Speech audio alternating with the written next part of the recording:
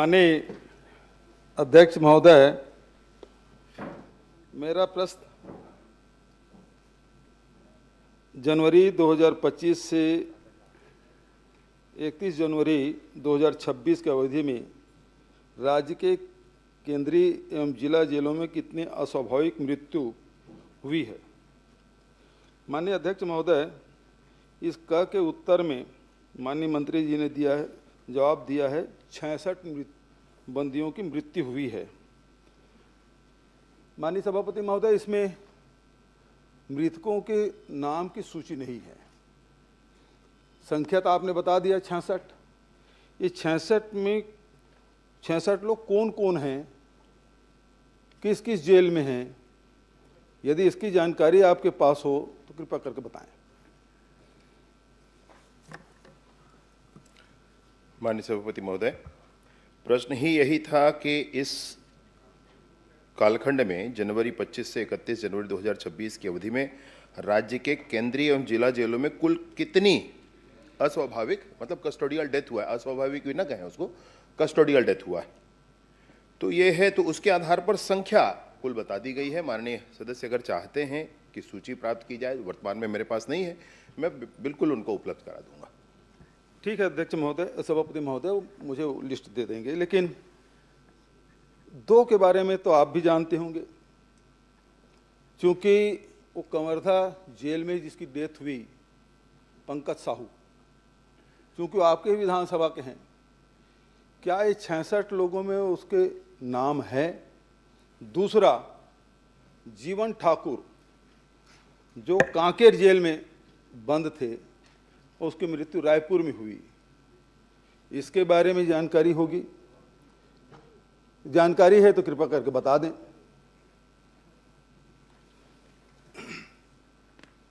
जी माननीय सभापति महोदय, इन 66 में पंकज साहू, जिनका कवर्धा वाला विषय था, इन्होंने नाम बताया, तो वो नाम नहीं है क्योंकि वो काल से बाहर के हैं, वो जनवरी से बाहर के हैं, जनवरी 25 से बाहर के, उससे पहले के। दूसरा जो नाम आपने बताया श्री जीवन ठाकुर जी, स्वर्गीय जीवन ठाकुर जी का, वह नाम जरूर इस सूची में है, और इस सूची में उनका नाम है, तो उनका डिटेल भी जैसे आपने पूछा है तो संक्षिप्त में आपके सामने मैं रख देता हूँ। वो कांकेर के जेल में थे, और कांकेर के जेल के बाद उनको कोर्ट के आदेश से, कोर्ट में बात रख करके, उनके व्यवहार आदि को के विषय के कारण कोर्ट से आदेश लेकर के रायपुर जेल में शिफ्ट किया गया। रायपुर जेल में शिफ्ट करने के बाद तबीयत खराब होने के कारण जिला अस्पताल और मेकाहारा में शिफ्ट किया गया। वहाँ हॉस्पिटल में उनकी मृत्यु हो जाती है, और उस मृत्यु के उपरांत जो प्रक्रिया करनी होती है कि जेल अधीक्षक डीजे को सूचना करेंगे, डीजे एक समिति, किसी को वो जांच का कार्य सौंपेंगे, और फिर वो जांच की प्रक्रिया आगे चलेगी। ये प्रक्रिया भी समय पूर्वक की गई है। माननीय अध्यक्ष महोदय, जीवन ठाकुर कोई सामान्य व्यक्ति नहीं था, आदिवासी नेता थे, सर्व आदिवासी समाज के भी पदाधिकारी थे, पूर्व जनपद अध्यक्ष थे, और उसे फर्जी केस में फंसाया गया। अध्यक्ष महोदय, सभापति महोदय, जेल में उसे निरुद्ध किया गया, कांकेर जेल में, और उसके साथ साथ, मैं क्षमा चाहूंगा, निरुद्ध थानेदार करते हैं, जेल में डाला गया। उसके साथ साथ उसके लड़के को भी जेल में डाला गया। लेकिन अध्यक्ष सभापति महोदय, परिवार के चूंकि वो शुगर से पीड़ित थे, समय पे उसको दवाई उपलब्ध नहीं होती थी, और जो जेल अधीक्षक है उसकी बहुत सारी शिकायतें हुई कि ये मिलने नहीं देते, इलाज कराने नहीं देते, डॉक्टर के कहने के बाद भी उसे हॉस्पिटल में नहीं ले जाते थे, और उसकी स्थिति गंभीर हो गई, जिसकी शिकायत आदिवासी समाज ने किया। आदिवासी समाज ने चक्का जाम भी किया, पूरे बस्तर में किया, और इसकी जांच की मांग की गई थी। और इसमें क्या जांच की गई, जो समाज ने डिमांड किया, उस आधार पे आपके विभाग ने जांच किया, और किया तो क्या पाया गया, किसको दोषी पाया गया, और उसमें क्या कार्रवाई हुई, और नहीं तो क्यों? माननीय सभापति महोदय, मैं थोड़ा विस्तार से इस विषय पर जानकारी उपलब्ध करा देता हूं। माननीय वरिष्ठ सदस्य हैं और पूर्व मुख्यमंत्री हैं, उनके इस चिंता को मैं भली भांति स्वीकारता हूं और उचित चिंता है, उसमें कोई बात नहीं है। ये जो प्रकरण हुआ था ये फर्जी प्रकरण है, ये कहना ठीक नहीं है, क्योंकि ये जो प्रकरण हुआ था उस पर जांच के प्रतिवेदन हैं। प्रतिवेदन के आधार पर फर्जी तरीके से दस्तावेज, वन अधिकार पत्र आदि बनाने के पूर्ण प्रमाण हैं। उन प्रमाणों के आधार पर दर्ज हुआ प्रकरण है। प्रकरण दर्ज होने के बाद 8 लोग गिरफ्तार हुए, अकेले नहीं है। और उस पूरी गिरफ्तारी के उपरांत जो विशेष घटना इनके साथ थी वो मैं ज़रूर आपको बताना चाहता हूं, और मैं निवेदन करता हूं सभी से कि ध्यानपूर्वक इस विषय को जरूर रखें, सुने और इस पर ध्यान दें। ये 12 अक्टूबर 25 को कांकेर जेल में लाया गया। इनको, जैसे कि माननीय सदस्य ने बताया कि इनको शुगर की परेशानी थी, बिल्कुल सही है माननीय सभापति महोदय। 12 अक्टूबर 25 को कांकेर जेल में लाया गया। 13 अक्टूबर 25 से 17 अक्टूबर 25 तक इनको इनकी तबीयत के कारण कांकेर के मेडिकल कॉलेज एवं अस्पताल कांकेर में भर्ती किया गया। जब ये वहाँ भर्ती थे तो परिवार के लोग भी आकर मिलते रहे, वो साथ भी रहे, उसमें कोई बात नहीं थी माननीय सभापति महोदय। उसके बाद दोबारा फिर से ये वहाँ गए, जेल में रखा गया। जेल के बाद फिर से 17 अक्टूबर के बाद 26 अक्टूबर 25 से 3 नवंबर 25 तक फिर से ये कांकेर के हॉस्पिटल में रहे, और तब फिर भी परिजन इनसे आते रहे और मिलते रहे। सिर्फ परिजन ही नहीं, कांकेर के जेल में बहुत से लोग इनसे आकर के मिलते रहे। जैसे कि माननीय सदस्य ने बताया कि वो एक नेता भी थे, और उसके नाते अनेक लोगों से परिचय, और परिचय के बाद उनकी मुलाकात, किसी मुलाकात को नहीं रोका गया, सारी मुलाकातें उनसे होती रहीं। माननीय सभापति महोदय, मैं इस बात को बताना चाहता हूं कि वहां पर जेल के अंदर जो कुछ हो रहा था उसके संदर्भ में जेल के अधीक्षक का प्रतिवेदन है। जेल के अधीक्षक ने न्यायालय से ये कहा कि ये सहयोग नहीं करते हैं। जेल में मैं आप एक और बड़ा मसला है जो आपसे कहना चाहता हूं, जेल के डॉक्टर ने ये कहा बार बार कि उनको बार बार कहा जाता है भोजन करें, बार बार कहा जाता है कि ऐसे परहेज करें, परंतु वो परहेज नहीं करते हैं। जेल के अधीक्षक ने कहा कि अपना शुगर बढ़ जाए ऐसी कोशिश में वो बार बार अन्य जो लोग हैं उनसे ऐसी कुछ सामग्रियां जिससे शुगर बढ़ती हो उसका उपभोग कर ले रहे हैं।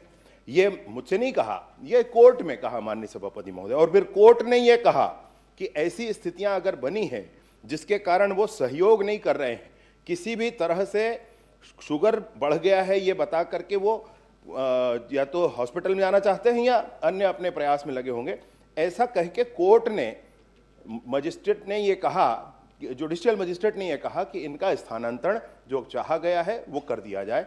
तब उनको रायपुर में लाया गया माननीय सभापति महोदय। तो न परिवारजनों के मिलने से, न अन्य गणमान्य लोगों के मिलने से, ना ही उनके संदर्भ में, उनके चिकित्सा के संदर्भ में कोई कोताही बरती गई। हर बार उनको हॉस्पिटल में जब भर्ती कराया गया, स्थानीय उस हॉस्पिटल में लोग जाकर के देखते हैं, डॉक्टर्स जाकर के देखते हैं, तो डॉक्टर्स ने भी जाकर के देखा, परीक्षण किया, उचित दवाइयां दी, परंतु वो व्यक्तिगत तौर पर बार बार ये कहे, इस बात को मैं नहीं कह रहा हूं, ये बात कोर्ट ने कही है माननीय सभापति महोदय। उसके आधार पर रायपुर लाया गया। रायपुर में तबीयत ज्यादा बिगड़ी और वो दुर्घटना हो गई। माननीय सभापति महोदय, बहुत विस्तार से माननीय मंत्री जी जवाब दिए, और इन्होंने ये कहा कि वो मरीज नहीं, मंत्री जी कितना भी अच्छा उत्तर दे इसमें तो आप संतुष्ट होंगे नहीं, दोनों वो जो आपने पूछा है उसमें, और आखिरी क्या करेंगे ये भी तय है। नहीं, आप जो कहेंगे वो कर लेंगे। ये आपको कैसे पता चलता है? मतलब ये आप क्यों लगाए हैं? ब्रह्मज्ञानी है कहाँ? सोच के रखे हैं कि हम लोग को जवाब नहीं मिलना है। जो आप तय करके रखे उसको जल्दी समाप्त कर दीजिए, दूसरा प्रश्न है। नहीं, क्योंकि अजय जी बहुत गंभीर मामला है, किसी के मृत्यु का मामला है। कोई व्यक्ति जेल में बंद था, उसकी मृत्यु हुई। माननीय सभापति महोदय, माननीय मंत्री जी ने कहा कि वो शुगर बढ़ाना चाहते थे। कोई ऐसा कोई मरीज मिलेगा सभापति महोदय जो अपना शुगर बढ़ जाए? उसे क्या फायदा मिलेगा? पढ़ा लिखा आदमी था, जनपद अध्यक्ष रहा है, समाज के बड़े जिम्मेदार पद में रहे हैं, वो आदमी ऐसा क्यों करेगा? दूसरी बात मैं उसी पूछ लेता हूँ कि सबसे अच्छा देखभाल कौन कर सकता है घर में। अब इसे संयोग कहिए चाहे उनका दुर्भाग्य कहिए, जो भी है, उसका लड़का भी जेल में था।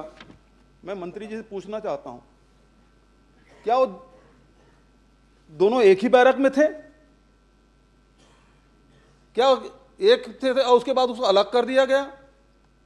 और अलग क्योंकि बेटा ही सबसे ज्यादा ध्यान रख सकता है शुगर पेशेंट का, लेकिन उसको अलग कर दिया गया सभापति महोदय।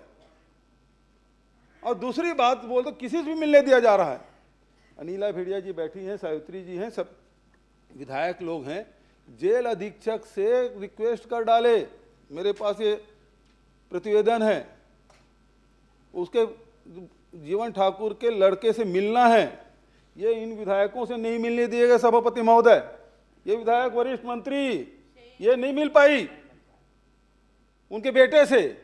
आपकी जेल की व्यवस्था क्या है इससे पता चलता है। जब विधायक को नहीं मिलने दिए गए तो फिर बचत लोगों को मिलने कहां सवाल। तो सवाल इस बात का है कि बाप बेटा दोनों एक ही बैरक में थे, अलग अलग थे, और इलाज की क्या व्यवस्था की गई?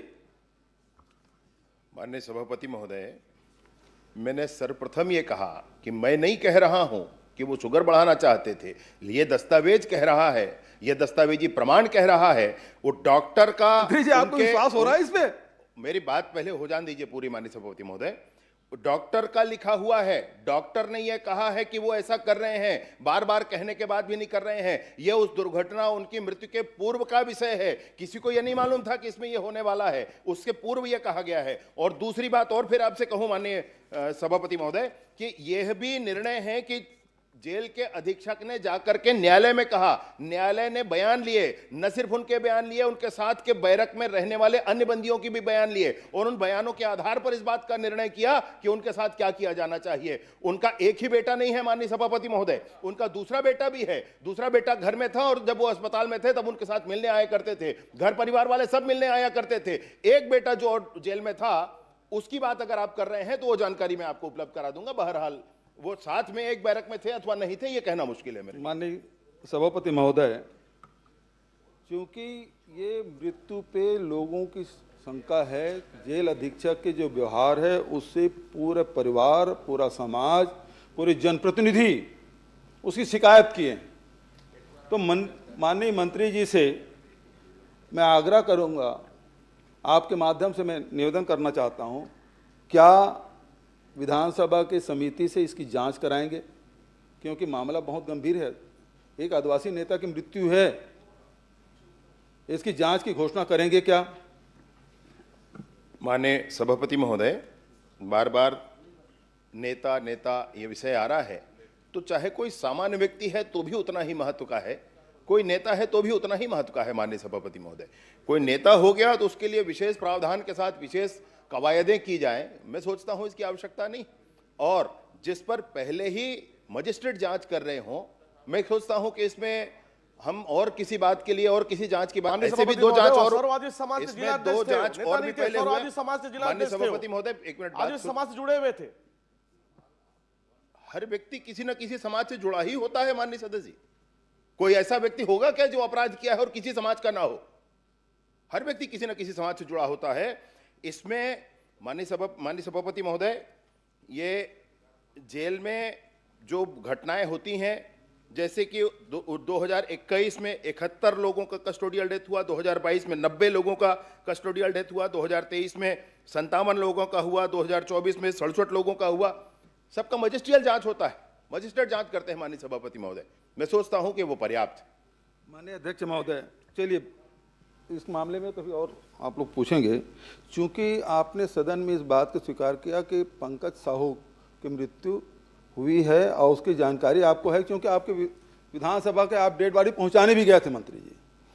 तो क्या उसकी जांच हुई और उस जांच में क्या पाया गया? ये प्रश्नावधि जो है उसके पृथक का विषय है माननीय सभापति महोदय। मैं खुद भी चिंतित इस विषय पर रहता हूं, परंतु तुरंत में ही इसको कहना मुश्किल है। एक मिनट श्रीमती भावना बोहरा। एक मिनट सर, अभी मेरा तो कहीं हुआ सर। 15 मिनट हो गया। नहीं तो मेरा तो भाई मंत्री जी लंबा उत्तर दे रहे हैं, मैं क्या नहीं 15 मिनट हो गया, समझ गया। प्रश्नकाल में यदि ऐसा चलेगा तो कैसे संभव होगा? आप लास्ट, आप अंतिम प्रश्न कर लीजिए। अच्छा बिल्कुल करता हूँ। ग में आपने ये कहा है कि पिछले एक वर्ष में जनवरी 25 से 31 जनवरी 2026 तक राज्य में हत्या, लूट, फिरौती जैसे जघन्य अपराध वृद्धि हुई है। और घ में आपने कहा है कि राज्य में पिछले 12 महीने में पुलिस द्वारा पकड़े गए अंतर्राज्यीय ड्रग तस्करों की सूची। माननीय सभापति महोदय, मुझे आपने सूची दी, आपको धन्यवाद। और इसमें प्रकरण बने हैं 282 प्रकरण हैं आपके ड्रग के मामले में। तो इसमें 282 में कितने गिरफ्तार हुए?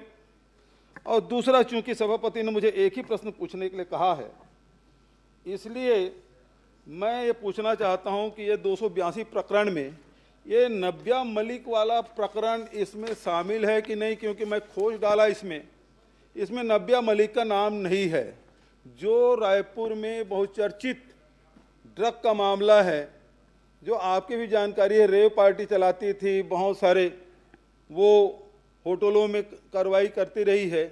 तो इसमें इस सूची में नब्या मलिक है, मैं तो खोज डाला नहीं मिला। और ये नब्या मलिक कौन है और ये सूची में क्यों नहीं है, इसका विदेश से क्या कनेक्शन है?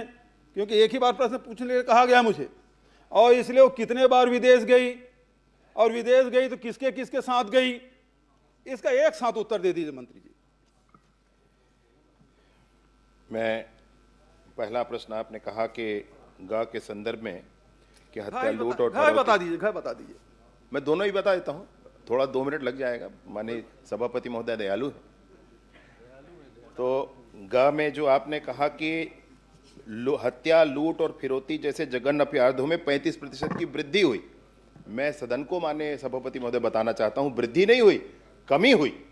हत्या इन 13 महीनों में विगत 13 महीनों के बदले 3% कम हुआ। लूट इस 13 महीने में, प्रश्नाधीन 13 महीने में विगत 13 महीनों से 10% कम हुआ माननीय सभापति महोदय। और ये इन 13 महीनों के नहीं, पिछले 13 महीने में तो भाजपा के ही हैं आप कहेंगे, मैं समझ रहा हूं। तो भाजपा के इन 13 मिलाकर 26 महीने तो भाजपा के कार्यकाल के पूरे ले लें और उसके पहले के 26 महीने ले लें, उसमें भी भाजपा के कार्यकाल में कम हुए माननीय सभापति महोदय। ये दस्तावेज है भाई, मैं उसको बता रहा हूं। दूसरा, आपने कहा इन 282 प्रकरणों में कुल कितने हैं, गिरफ्तार कितने हुए, चालान कितने हुए, आदि आदि। तो 282 प्रकरण हैं, इसमें चालान 206 में पुटअप हो गया है, कुल आरोपी 705 हैं और गिरफ्तार उसमें 662 है माननीय सभापति महोदय। एक विशेष नाम जो आपने लिया, मैं ऐसे विशेष किसी नाम पर ध्यान देकर नहीं कर पाया हूं माननीय सभापति महोदय, परंतु करना जरूर है, ये बिल्कुल मैं आपसे कहता हूं। वो जो नाम आपने लिया, कोई मलिक है, वो मलिक के संदर्भ में भी पूरा जानकारी मैं उपलब्ध करा दूंगा। मैं खुद भी कोशिश करके करूंगा उसको, माननीय मंत्री अगर जी, कुछ जानकारी हो। सभापति महोदय, चूंकि मैंने अध्ययन किया, इसमें नब्या मलिक का नाम नहीं है, और जबकि पूरे मीडिया में वो रंगा पड़ा है, पूरा उसके नाम बहुचर्चित है।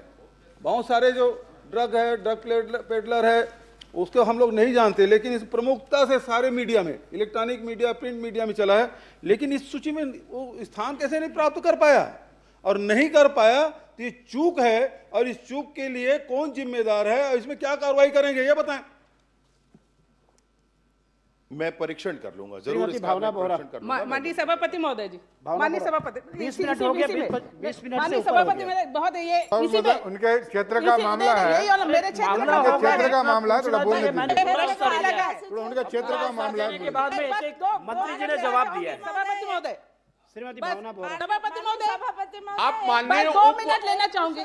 माननीय मुख्यमंत्री, पूर्व मुख्यमंत्री के बात पूछना उनका अपमान है। नहीं, मेरा भी प्रश्न है। उन्होंने कर रहा हूं। इनके बातों पे ना आइए, इनके बातों पे मत आइएगा। आप उसकी क्षमता पर संदेह कर रही है। आज मैं मेरे को थोड़ा सा समय दीजिए। चलिए, एक प्रश्न आप कर लीजिए। बिल्कुल, एक प्रश्न क्योंकि ये करिए। मेरे क्षेत्र सिंगल- का मामला है, सिंगल प्रश्न। और चूंकि भाई, प्रश्नकाल में आप सहयोग नहीं करेंगे तो प्रश्नकाल कैसे चलाओगे आप? मेरा ही 20 मिनट हो गया है, एक प्रश्न में 20 मिनट। क्योंकि इनको जो है जीवन इसी का ठाकुर रिकॉर्ड को- है, एक क्वेश्चन 1 घंटा हुआ है, एक घंटा के लायक नहीं है, घंटा सारे हुआ है प्रश्नों चर्चा। का जवाब मंत्री जी ने दिया है। सिर्फ एक मामला है, आदिवासी का मामला है, एक क्वेश्चन 1 घंटा चर्चा इसी सदन में हुआ। मैं एक मुख्यमंत्री जी प्रश्न बोल रहे हैं 8 लोगों को गिरफ्तार किया गया था, लेकिन 8 लोगों को नहीं, 3 लोगों को ही, बाप बेटे को और एक वहीं का सरपंच, उनको गिरफ्तार किया गया। और बेटा भी है, उनके मरने के बाद बेटा भी जो है 12/1/2026 को उसकी भी मृत्यु हो गई बेटे की। और जब उनको हॉस्पिटल वहां ले लिया बिना फिटनेस प्रमाण पत्र के, बिना परिवार को बताए हुए 2/12/2025 को जो है केंद्रीय जेल में रिफर किया गया इनको, जबकि मैनुअल जो है जेल मैनुअल के अध्याय 12 नियम और 3 और 5 9 के अनुसार स्थानांतरण के पूर्व स्वास्थ्य परीक्षण जरूरी है।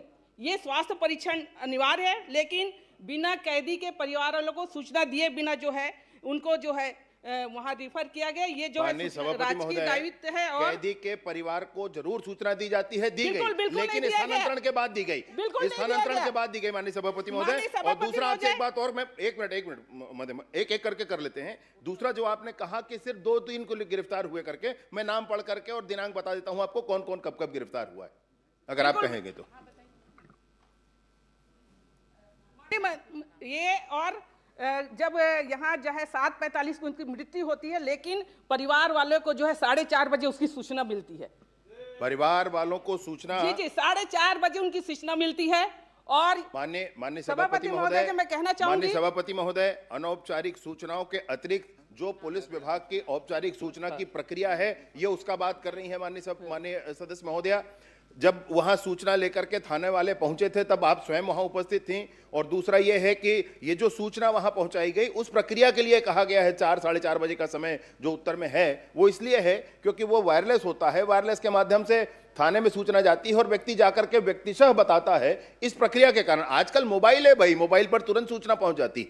जी नहीं, मैं कहना चाहूंगी तुरंत नहीं पहुंचना साहब, 5 बजे शाम को सूचना, क्योंकि मैं थी जब सुबह घर वाले आए बताए तब मैं सुबह ही तब पता चला कि इनकी मृत्यु हो गई है। जो अब मजिस्ट्रियल जांच है उससे सदस्य संतुष्ट नहीं है, क्या इसे विधानसभा के समिति से जांच कराएंगे? आपसे निवेदन। मैं नहीं जानता हूं माननीय सभापति महोदय, मैं तो नया हूं, आप लोग पुराने हैं, जरा मुझे बताएं कि जज अगर जांच कर रहे हो, मजिस्ट्रियल जांच चल रही हो, तो क्या उसमें यह जांच हो सकती है? क्यों नहीं हो सकती? क्यों नहीं सकती? विधानसभा सबसे ऊंचा है भाई सभापति महोदय। जब वो स्वयं जांच हो रहा, अच्छा उसका परिणाम आ जाने दीजिए, आपके जांच से उसका परिणाम आ जाने दीजिए, आपकी संतुष्टि असंतुष्टि के ऊपर अगली बात कर ली जाएगी माननीय सभापति महोदय।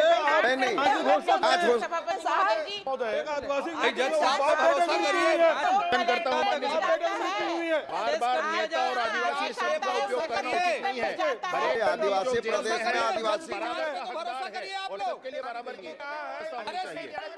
न्यायपालिका पे तो भरोसा करिए, न्यायपालिका पे भरोसा करिए आप लोग, जल्दी कर दीजिए, न्यायपालिका पे भरोसा करिए, अत्याचार करना बंद करो, अरे न्यायपालिका पे भरोसा, हरियाली वासु बंद करो, न्यायपालिका पे भरोसा नहीं है, करना बंद करो,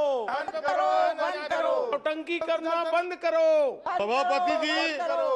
सभापति जी 24 मिनट के बाद भी फिर भी खड़े हो रहे, 24 मिनट हो गया। श्रीमती भावना बोहरा, आप प्रश्न करें। सभापति जी, बंद करो। इतनी बड़ी समस्या है जिसमें हर उत्तर संदिग्ध है। मामला के गंभीरता प्रकरण को देखते हुए आपका 24 मिनट का समय इस प्रश्न काल में 24 मिनट का समय और आपने पर्याप्त दिया गया है। मंत्री जी से आपने कहा है वो जांच कराए, मंत्री जी न्यायपालिका पे तो भरोसा करिए। सरकारी हत्या है, एक आदिवासी नेता को तिल का मारा गया है, उत्तर सही दीजिए। सरकारी हत्या है सभापति महोदय, चलेगी। गलत जानकारी दे रहे हैं। अत्याचार बंद करो, नौटंकी करना बंद करो। महोदय जी, मेरा प्रश्न माननीय मंत्री जी से ये है कि मुख्यमंत्री ग्राम सड़क योजना घड़ियाली आंसू बहाना बंद करो और नवीनीकरण सड़क है उसकी जानकारी मैंने चाही थी। मैं धन्यवाद करूंगी आदरणीय मंत्री जी का कि स्वीकृत सड़कों की जानकारी मेरे पास उपलब्ध है, लेकिन जो नवीनीकरण की सड़कों की जानकारी मांगी गई थी उत्तर में आया है कि उसकी जानकारी निरंक है। और महोदय जी, विभाग से जो जानकारी एकत्रित हुई है उसके अनुसार पिछले 10 वर्षों में एक भी सड़क का नवीनीकरण नहीं हुआ है। लगभग 45 ऐसी सड़कें हैं जिनको 5 से 10 साल हो चुका है। तो मैं जानना चाहूँगी आपके माध्यम से आदरणीय मंत्री जी से कि क्या मापदंड है कि 10 साल पुरानी सड़कों का नवीनीकरण नहीं हुआ है, और नहीं हुआ है तो किस प्रक्रिया के तहत आगे होने वाला है मुख्यमंत्री ग्राम सड़क योजना के तहत? माननीय सभापति महोदय, माननीय सदस्य ने जो प्रश्न किया है, तो उसके संदर्भ में ये है कि नवीनीकरण के संदर्भ में बजट की उपलब्धता के आधार पर नवीनीकरण 5 वर्षों बाद उसको किया जाता है। तो पिछले 2 वर्षों में तो नवीनीकरण के कोई बजट नहीं थे, इसलिए कोई काम नहीं था। इस बार नवीनीकरण का बजट आया है, इस बार आगे काम करेंगे इस पर। क्योंकि इसमें आपकी और हमारे दोनों विधानसभा की लगभग 45 ही सड़कें महोदय जी जो चलने की स्थिति में भी नहीं है। तो मैं निवेदन करूंगी अगर बजट है तो कृपया ये सूची मेरे पास है उसको प्राथमिकता में जरूर स्थान देंगे, ऐसी मुझे उम्मीद है। आगे महोदय जी मेरा प्रश्न ये है कि 6 ऐसी सड़कों की सूची जिसमें मुख्यमंत्री सड़क विकास, ये तो घर का मामला है, इसमें विधानसभा का है जरूरत है माननीय अध्यक्ष महोदय, दोनों बैठ के हल कर ले। तो पूछना पड़ रहा है मंत्री जी से मिल ले। इसका मतलब क्या है? सब इसका मतलब ये सभापति महोदय जिले का मामला है, पड़ोसी मामला है और उसके बाद प्रश्न करना पड़ रहा है। इसका मतलब दूरियां बहुत है अजय जी। नहीं दूरियां नहीं, यही विधानसभा की पारदर्शिता, यही विधानसभा की पारदर्शिता और सदन का महत्व है कि इसी बहाने बाकी लोगों की भी ये विषय संज्ञान में आ जाए। बस बाकी चर्चा तो रोज होती, चर्चा की चिंता नहीं। माननीय सदस्य भावना बोहरा जी ने माननीय सभापति महोदय इसलिए इस विषय को लाया कि सबको ध्यान रहे। प्रदेश में 56 सड़कों में से सिर्फ 4 वहां गए, बाकी पूरे प्रदेश में गए। दूसरे वर्ष में प्रदेश के 59 सड़कों में से सिर्फ 9 वहां गए, बाकी पूरे प्रदेश में गए। मतलब पूरे प्रदेश की चिंता हो रही है, इसलिए इस प्रश्न को लाया गया है। गलतफहमी में कोई ना रहे, मतलब ऐसा। आदरणीय सभापति महोदय जी, मैं एक प्रश्न और इसमें पूछना चाहूंगी कि 6 ऐसी सड़कें जो मुख्यमंत्री सड़क ग्राम विकास योजना के तहत स्वीकृत हुई थी, लेकिन जिसकी राशि पर्यावरण एवं अधोसंरचना की निधि से निर्मित किया गया उस रोड को, और अब इसको लगभग 5 से 10 साल वापस से हो चुके हैं और विभाग इस विषय पे अभी तक कंफ्यूज है या स्पष्ट नहीं है कि आने वाले नवीनीकरण किस मद से होगा। क्या इसका मद मुख्यमंत्री ग्राम सड़क योजना में आएगा या पर्यावरण विकास संरचना के अंतर्गत आएगा? कौन इसके नवीनीकरण के लिए जिम्मेदार होगा? क्योंकि जो 45 सड़कें हैं जो नवीनीकरण में हैं, उनमें इस सड़कों का, इन 6 सड़कों का नाम नहीं है।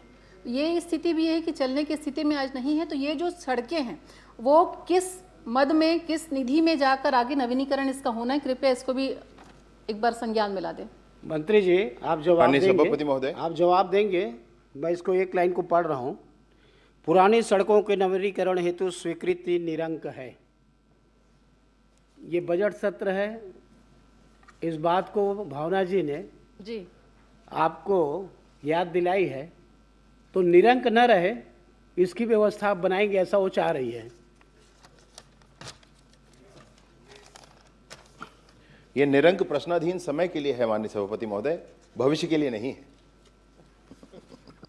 सभापति महोदय, भावना ने भावना व्यक्त कर दी, केवल वो पंडरिया का मामला नहीं है। भावना की भावना ये है कि पूरे प्रदेश में हो। जी बिल्कुल। मेरे दूसरे प्रश्न का जवाब नहीं आया महोदय जी, मैंने फिर से अपना प्रश्न रिपीट करती हूँ।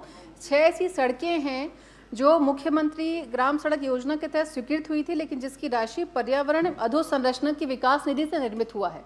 इन सड़कों को भी लगभग 5 से 10 साल हो चुके हैं, नवीनीकरण की इसको ज़रूरत है।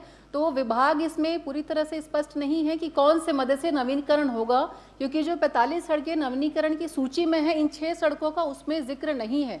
तो किस मद से और कब तक ये हो पाएगा, कृपया उससे एक बार जानकारी दे दें। ये जो भी मुझे ये नहीं मालूम है माननीय सभापति महोदय कि माननीय सदस्य किस 6 सड़कों की बात कर रही हैं। मेरे पास सूची है महोदय जी, मैं आप चाहें तो मैं इसको पढ़ भी सकती हूँ। बकेला से खामी, खैरावार से बोरतरा, देवसरा से गोरखपुर कला, महली से तोरला, ऐसी 6 सड़कें हैं ये। जी, बात प्रक्रिया की है तो एजेंसी मुख्यमंत्री ग्राम सड़क योजना या ये रही है, परंतु मद किसी और इसका था, राशि किसी और मद की थी।